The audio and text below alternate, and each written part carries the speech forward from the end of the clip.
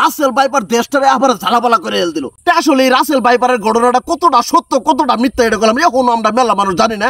মেলা মানুষ ওটা নিয়ে সংকোচ বুদ্ধে আছে যে এটা ফেসবুকে ভাইরাল করে আবার আতঙ্কের মধ্যে আছি নাকি বাস্তবে।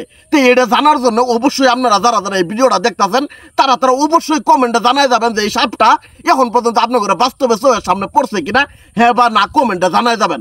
আর ওদের হাতেই এই ভিডিওটা বেশি বেশি শেয়ার করে দিবেন যাতে করে আপনার আত্মীয় স্বজনের আশেপাশে যারা থাকে তারাও যেন ভিডিওটা দেখে হ্যাঁ বা না কমেন্ট উত্তর করে যাবার পা।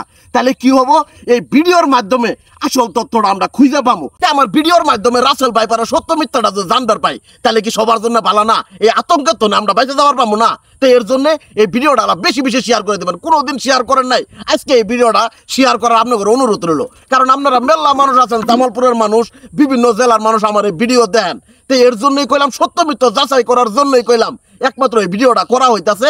তো এই ভিডিওটা আপনার কাছে এটাই অনুরোধ, বেশি বেশি শেয়ার করে দিবেন। আর যারা যারা এই ভিডিওটা দেখবেন জাগরে জাগরে চোখের মধ্যে এই ভিডিওটা পড়বো তারা অবশ্যই কমেন্টে কয়ে যাবেন যে হ আমি দেখছি বা আমি দেখি নেই।